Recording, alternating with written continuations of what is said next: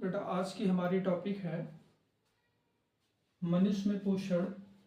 इसको हम शॉर्ट तरीके से एक बार फिर से इस वीडियो में पढ़ेंगे, समझेंगे और जानेंगे। ठीक है, सब लोग अपनी अपनी जगह पर बैठ जाइए, है ना। और चलते हैं, जो हमारी टॉपिक है वो मनुष्य में पोषण है। क्या है बेटा? मनुष्य में पोषण। मनुष्य में पोषण क्या क्या होता है और क्या क्या जरूरी है, इसके बारे में हम जानेंगे।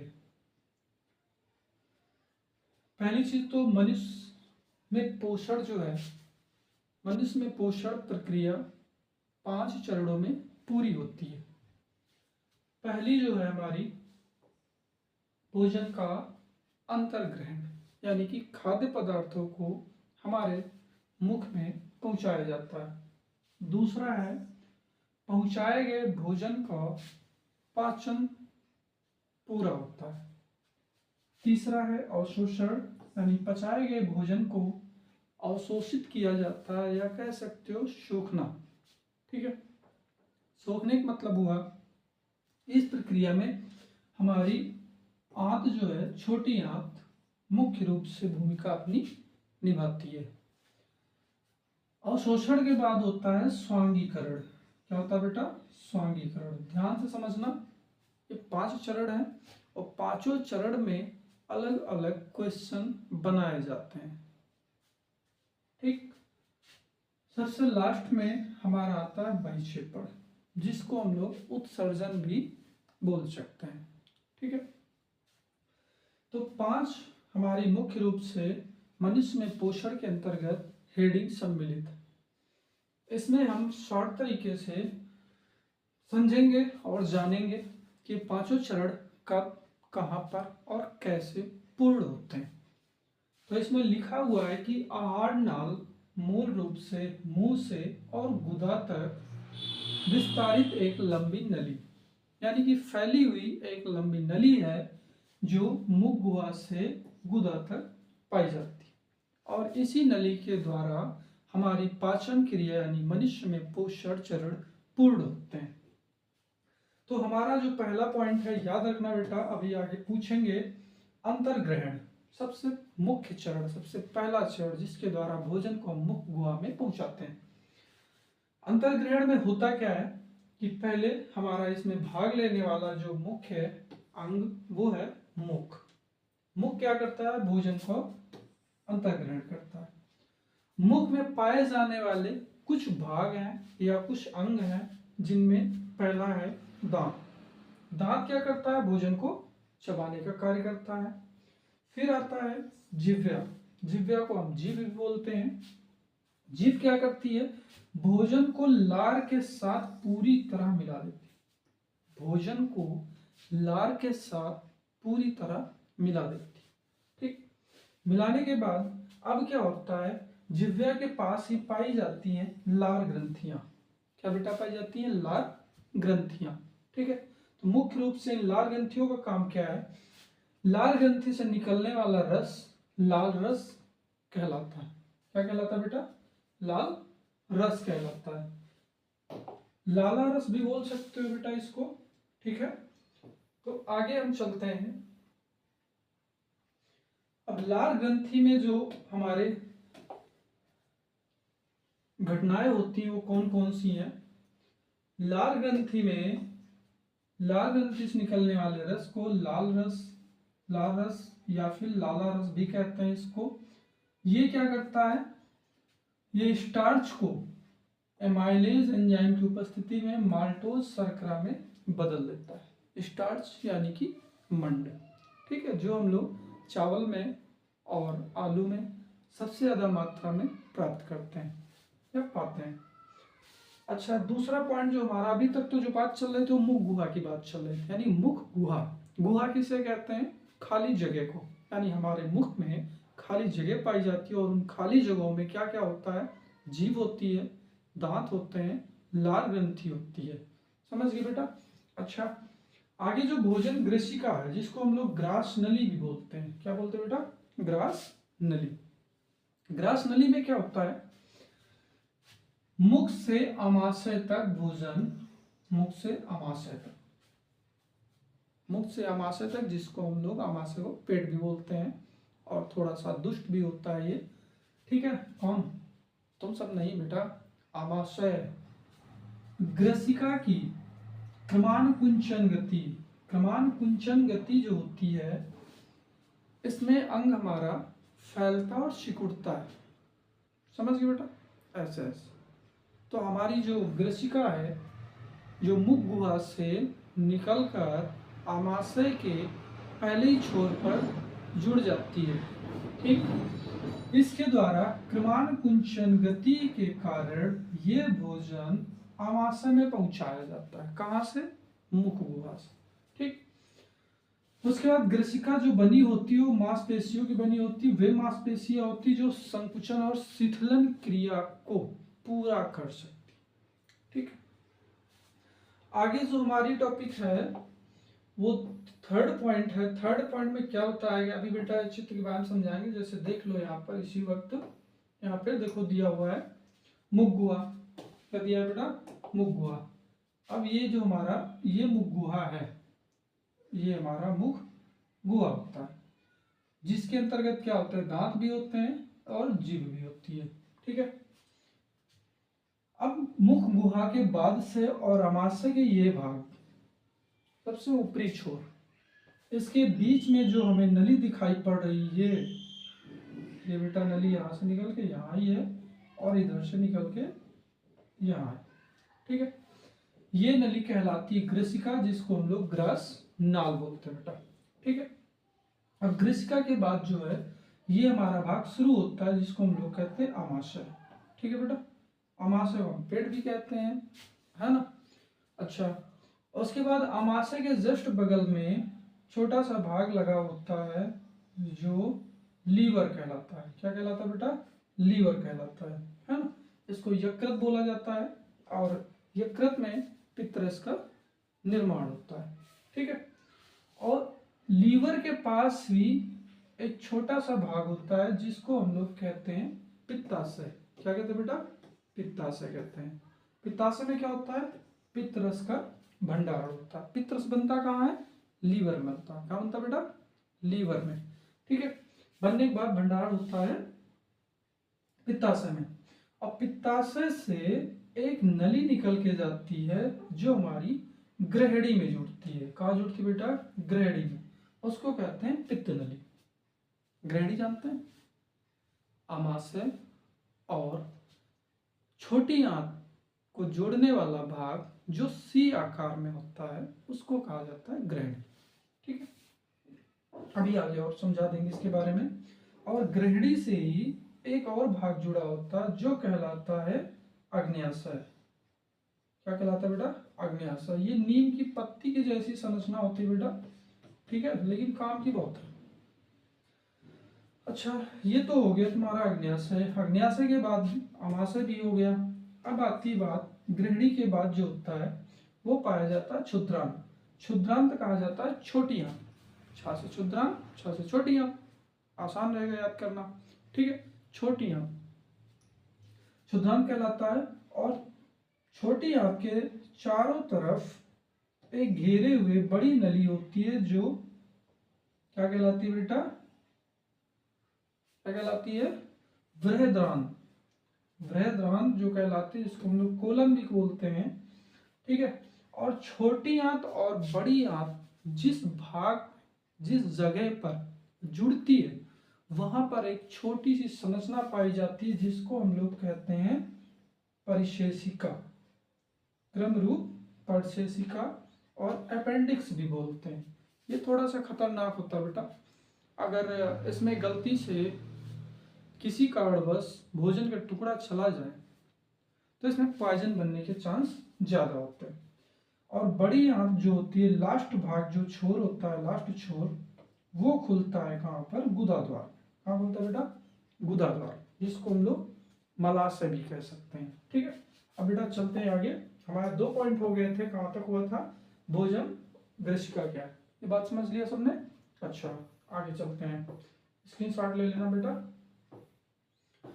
थर्ड पॉइंट हमारा जो आता है वो आमाशय का होता है। आमाशय क्या क्या कर सकता है, ठीक है। तो आमाशय तो बता ही गया है भाई, सबसे ज्यादा दुष्ट भाग यही हमारा, खाने के लिए परेशान रहता है हमेशा, ठीक है। आमाशय में जठर ग्रंथियां पाई जाती है बेटा, क्या पाई जाती है, आमाशय में ही जठर ग्रंथियां पाई जाती हैं, और जो जठर रस का श्रवण करती हैं, यानी कि जठर रस स्रावित करती है। आमाशय में जठर ग्रंथि पाई जाती है, और जठर ग्रंथि क्या करती है, जठर रस का स्राव करती है।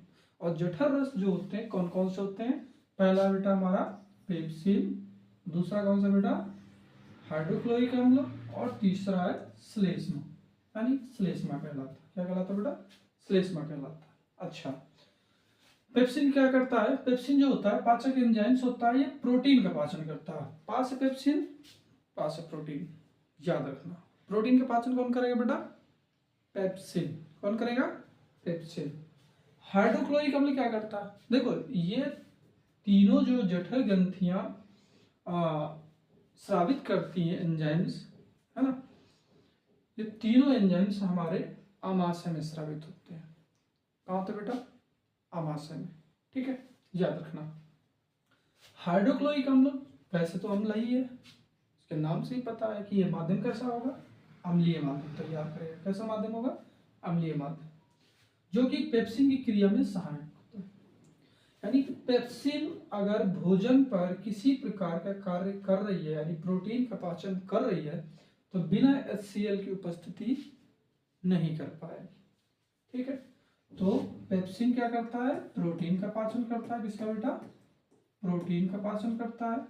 और हाइड्रोक्लोरिक अम्ल क्या करता है, पहली चीज तो ये पेप्सिन की क्रिया में मदद करता है, सहायक होता है। दूसरी चीज, अगर हमारे भोजन में गलती से कोई बाह्य जीवाणु भोजन के साथ प्रवेश कर जाते हैं, तो उनको ये मारने का भी काम करता है, यानी भोजन को सड़ने से बचाता है।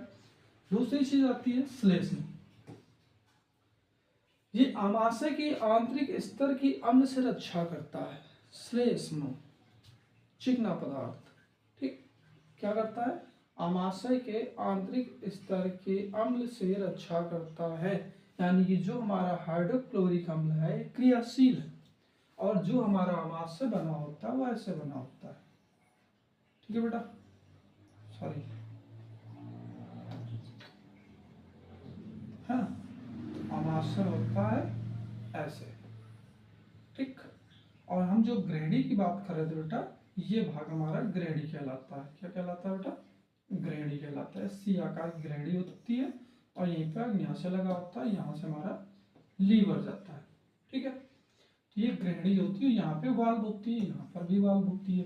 अच्छा, अब इसकी जो आंतरिक भित्ति है किसकी, आमाशय की बेटा, है ना, ये आमाशय की भित्ति जो होती है अम्ल से क्षरित ना हो, यानी कि अम्ल के कारण इसकी आंतरिक भित्ति को काटा न जाए, नुकसान न पहुंचे, इसलिए श्लेष्म हमारी आमाशय की आंतरिक भित्ति पर मौजूद रहता है, ठीक। ये क्या करता है, अम्ल से रक्षा करता है। अच्छा, आगे चलते हैं, आगे क्या बताया जा रहा है बेटा, आगे हमारी जो टॉपिक है, देखो आमाशय हो गया, आमाशय के बाद जो पॉइंट आएगा वो हमारा होगा क्षुद्रांत। तो होगा बेटा क्षुद्रांत। क्षुद्रांत में क्या बताया गया, क्षुद्रांत छोटी आंत को बोला जाता है। किसको बोला जाता है बेटा, छोटी आंत, ठीक है। ये आंत रस का भी स्राव करती है छोटी आंत, और जो हमारा भोजन है उसको अवशोषित करने का भी कार्य करती है। अवशोषित मतलब उसमें से पोषक तत्वों को सोखने का कार्य करती है, ठीक। तो आंत रस में कौन कौन सम्मिलित है, कार्बोहाइड्रेट, वसा, प्रोटीन, ठीक। आंत रस क्या करता है, कार्बोहाइड्रेट को किसमें, ग्लूकोज में, वसा को वसा अम्ल या फिर ग्लिसरॉल कह सकते हो, वसीय अम्ल ग्लिसरॉल में कन्वर्ट करता है, प्रोटीन को अमीनो अम्ल बनाता है। अब देखो ध्यान से, पहले हम लोगों ने क्या बताया, हमने क्या सुनाया, क्या समझाया, कि भोजन का जो पाचन होता है पेप्सिन के द्वारा, प्रोटीन, पेप्सिन के द्वारा क्या बनता है, प्रोटीन बनता है। ठीक, अब वही प्रोटीन क्या करेगी यहाँ पे, अमीनो अम्ल में कन्वर्ट करेगा। कौन करेगा, आंत रस। ठीक, उसके बाद आंत रस के तो ये कार्य हो गए, कार्बोहाइड्रेट को ग्लूकोज में और वसा को वसीय में ग्लिसाल में और प्रोटीन को अमीनो अम्ल में। ठीक, दूसरा पॉइंट क्या आता है कि वहीं पर हमने बताया कि छोटी आंत के पहले ग्रहणी पाई जाती है, ग्रहणी पे लगी होती है कौन, यकृत, और यकृत तथा अग्न्याशय दोनों लगे होते हैं। कहाँ, छोटी आंत से पहले, अमाशय के बाद कौन लगा होता है, ग्रहणी लगी होती है। कौन लगी होती है बेटे, ग्रहणी। ठीक है, ये ग्रहणी से दोनों भाग लगे होते हैं। कौन कौन दोनों भाग हैं, यकृत और अग्न्याशय। अग्न्याशय से श्रवण प्राप्त करती है, यकृत तथा अग्न्याशय से श्रवण प्राप्त करती। श्रवण मतलब जो श्रावित किया गया, किसके द्वारा, अग्न्याशय के द्वारा और यकृत के द्वारा जो पदार्थ श्रावित किए गए उसको प्राप्त करती कौन, छोटी आंत, यानी कि क्षुद्रांत। अच्छा, अब यकृत जो हमारा है, यकृत क्या करता है, पित्तरस, पित्तरस क्या करता है, पित्त लवण, समझ गए बेटा, पित्त लवण बनाएगा।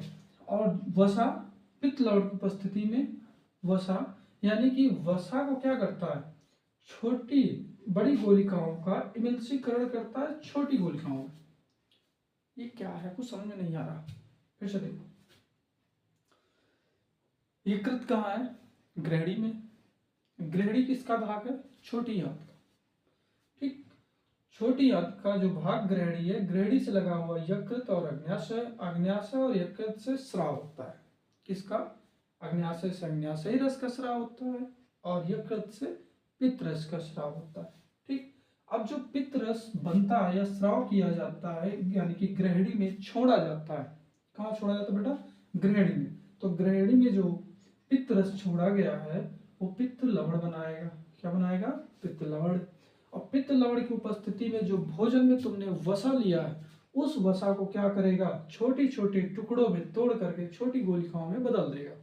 छोटे टुकड़ों में तोड़ने की प्रक्रिया क्या कहलाती है बेटा, इमल्सीकरण। यानी पित्त रस की उपस्थिति में वसीय अम्ल के ऊपर जो क्रिया की जाती है उसे कहते हैं इमल्सीकरण।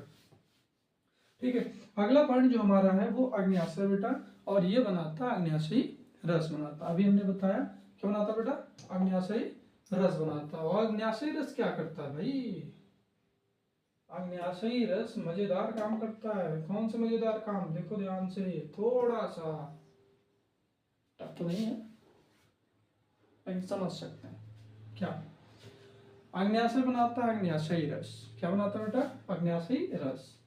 अग्न्याशयी रस में कौन कौन शामिल है ये याद रखना, इस पर क्वेश्चन बनते हैं बेटा, जम के क्वेश्चन बनते हैं। अग्न्याशयी रस, पहला एमाइलेज एंजाइम, दूसरा ट्रिप्सिन एंजाइम, तीसरा लाइपेज एंजाइम। कौन कौन बना, एमाइलेज, ट्रिप्सिन और लाइपेज। तो इसको याद कैसे करोगे, ये रस कहाँ से बनते हैं, कौन बनाता है, तो भैया दो ही ग्रंथियां हैं जो लीवर से जुड़ी हैं। किससे जुड़ी है बेटा, लीवर से, सॉरी, दो ही ग्रंथियां हैं जो जुड़ी होती हमारी ग्रहणी से, और ग्रहणी का आकार सी आकार का होता है। और ग्रहणी कहाँ होती है, आमाशय और छोटी आंत के बीच का भाग जो सी आकार का पाया जाता है। ठीक, ये इधर आमाशय से जुड़ा होता है और ये इधर छोटी आंत से। ठीक है, यहाँ पर क्या है, अग्न्याशय, और यहाँ पर क्या है, इधर हमारा लीवर। ये दोनों के बारे में बात हो रही है।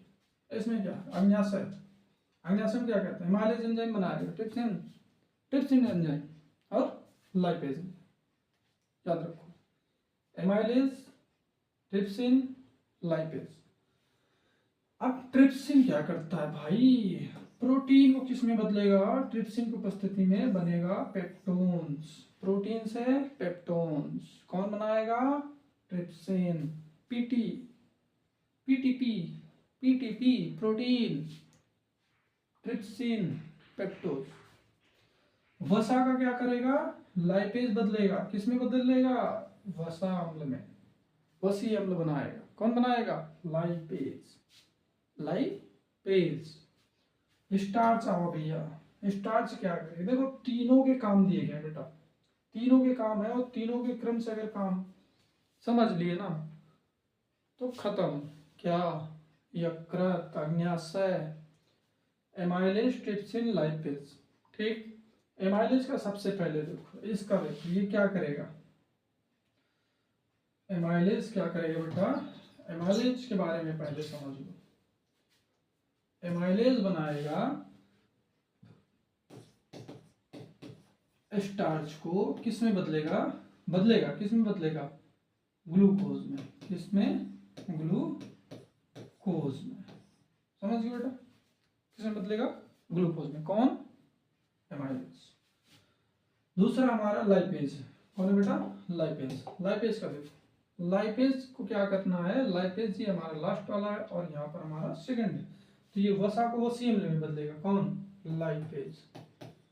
लाइपेज वसा को किस में बदलता है, वसीय अम्ल में। किस में बदलेगा बेटा, वसीय अम्ल। हमारा भोजन किस में बदलता जा रहा है, अम्लों में। ठीक, प्रोटीन को किस में बदलेगा, कौन, ट्रिप्सिन। पहला, दूसरा, तीसरा कौन है, प्रोटीन। प्रोटीन कौन बदल रहा है, ट्रिप्सिन। कौन बदलेगा, ट्रिप्सिन। समझ गए, किस में बदलेगा, पेप्टो। किसमें, पेप्टोन्स। समझ गए बेटा, है ना, किस में बदलेगा, पेप्टोन्स। ठीक है, उसके बाद जो है क्या कहते हैं, अब दार्धरोम क्या कहलाते हैं बेटा, दार्धरोम। ये भैया नाम को कुछ अलग है, नहीं सुना कभी, आप सुन रहे हो, क्या सुन रहे हो, दार्धरोम। इसको क्या कहते हैं, विलाई। क्या कहते हैं बेटा, विलाई कहते हैं। क्या कहते हैं, विलाई। विलाई लिखा हुआ, विलाई क्या करता है, जैसे इसकी संरचना कैसे है, जैसे मान लो थोड़ी देर के लिए बेटा इसको हटा दे रहे हैं, ठीक है ना।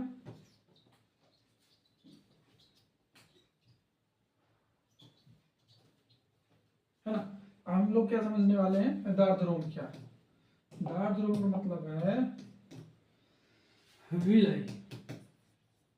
ठीक, और ये आंतों में, छोटी आंतों में पाए जाते हैं। कहाँ पाए जाते हैं बेटा, छोटी आंतों में।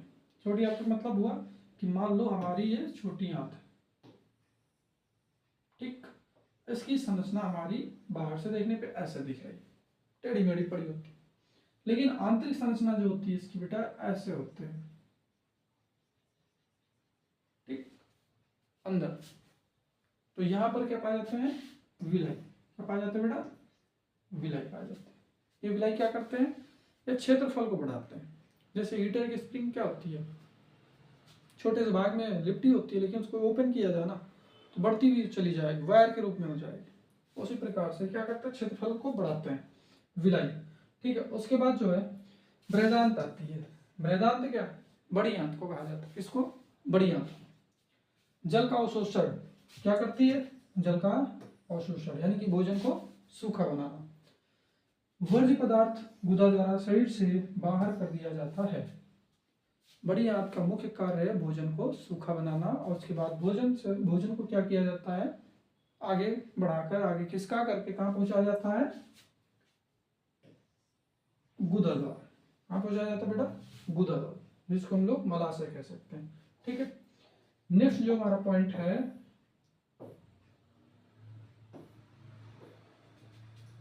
इतनी वीडियो है बेटा, और आशा करते हैं समझ गए होंगे। अगर स्क्रीनशॉट लेना चाहते हैं तो स्क्रीनशॉट ले सकते हैं बेटा। एक बार फिर से दिखा दे रहे हैं, ये यहाँ से शुरू है हमारी हेडिंग, क्या है, स्क्रीनशॉट ले सकते हैं बेटा, ठीक है ना। ये हमारी ग्रीष्का हो गई, और इसको मैं भी फिर से समझा दे रहा हूँ। और ये हमारा जो हो गया आमाशय हो गया। क्या हो गया बेटा, आमाशय हो गया। आमाशय के बाद क्या आता है, क्षुद्रांत। क्रम से बेटा याद रखो, क्षुद्रांत, है ना, क्षुद्रांत का भी ले लो स्क्रीनशॉट, ठीक है। और उसके बाद जो है हमारा ये क्षुद्रांत का कुछ अग्न्याशयी रेशे जो अग्न्याशय स्रावित होते हैं, हिमालयज, ट्रिप्सिन, लाइपेज, है ना, बृहदांत है, ठीक है बेटा। तो आज के टॉपिक में हम लोग इतना ही, बाकी फिर नेक्स्ट वीडियो में मिलते हैं। और अच्छी लगी वीडियो तो लाइक करें, शेयर करें, सब्सक्राइब करें और कमेंट में मैसेज जरूर करें ये वीडियो आपको